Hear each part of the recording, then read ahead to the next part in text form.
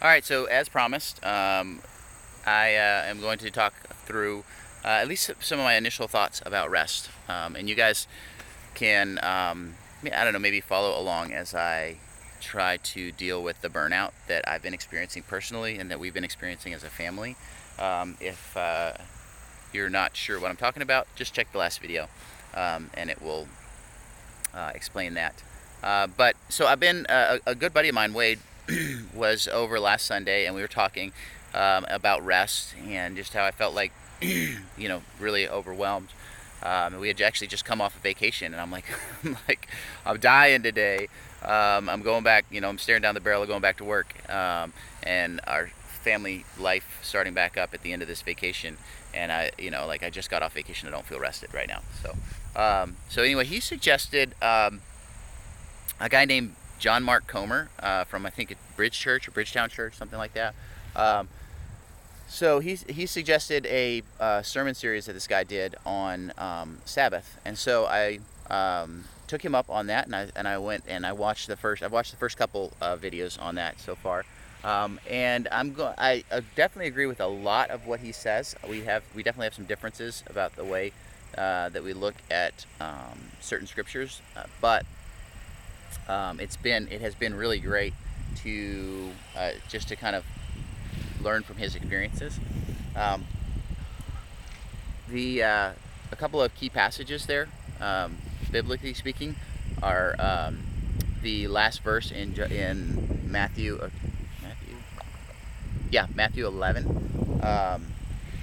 where Jesus says, "Come to me, all you who are weary and heavy laden, and I will give you rest." And I'm like, yes, that's what I want. Right now, I am weary and I'm heavy laden, and I want rest so bad. And I mean that. Like right now, I'm saying that. Like I feel the emotions coming up. I want to rest so badly. And more than that, I want it for my wife, and I want that for my kids. I feel like we're just exhausted, you know? And so, how do I take on his yoke? And how do I, and how do I experience this burden that is light, you know? Now, Comer in his series, he says, hey, it's not a coincidence that the next passages right after this are about Jesus on the Sabbath. And so I was like, well, okay, hold on, pause, and I went and let's read through that. And I encourage you guys to do that watch someone's sermon series, or go back and watch the video from Blue Ridge or wherever you go to church, and then stop and read the context of the passages that are preached. But anyway, so I did that, and I'm like, well, hold on. Like, yeah, he says right here, rest, but then the very next passages, he's talking about basically not exactly breaking the Sabbath, but breaking the Sabbath traditions.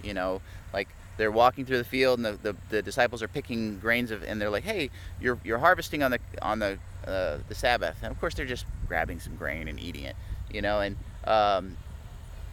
then another time he heals on the Sabbath, and like, oh, you're working by healing on the Sabbath, and Jesus is like, no, the Sabbath, I'm the Lord of the Sabbath. So how do I read all that? Obviously that Sabbath isn't just about a bunch of rules, but that it is important, obviously, because God wouldn't have given us that command in the first place if it wasn't. But I'm still like, what does it mean? How do I do this? So he took us next to Hebrews, where it talks about the Israelites not entering into, God swearing they will not enter my place of rest. I'm like, wow, this sounds rough. I'm reading this, I'm like, is this talking about them not going there?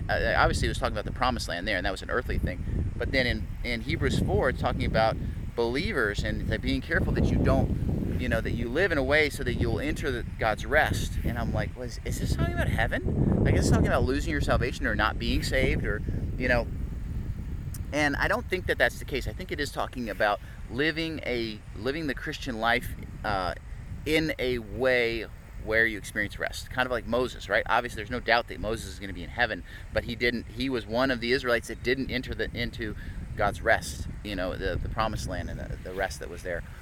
So interestingly, when they entered the promised land, they still had to take it, and they still had to farm the land. There was still work to do in the place of rest. So I know there's a lot to be learned there, but here's what I learned in Hebrews about rest, okay, which I think was so important. Okay, it talks all about this, and then it even talks about scripture for very briefly.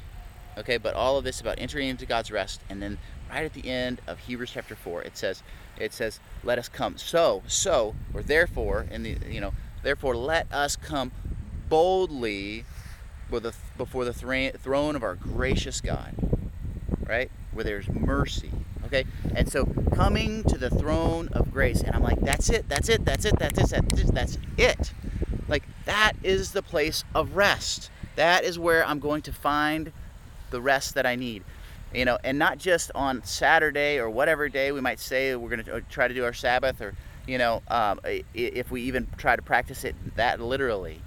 But every moment, like coming in this moment right now, even while I'm talking to you guys, like trying to come in this moment before the throne of grace and appropriate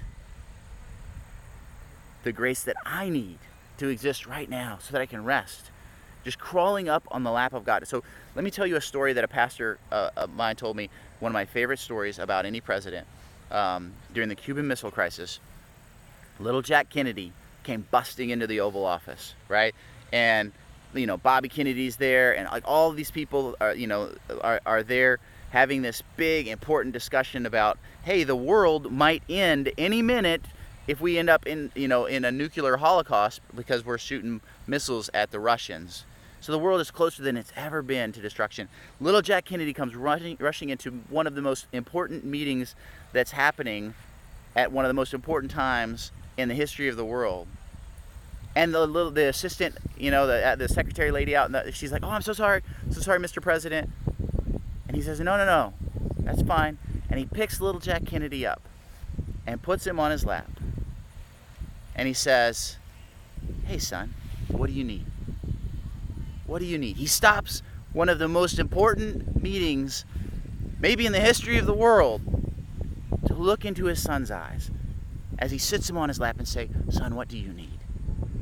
And it's that feeling of the God of the universe stopping what he's doing. I guess he doesn't really need to stop what he's doing, but taking his time and his attention to sit me on his lap and to say, Tony, what do you need, buddy? What do you need right now? And God, I don't know what I need right now, but I know that you know what I need. I need to sit on your lap.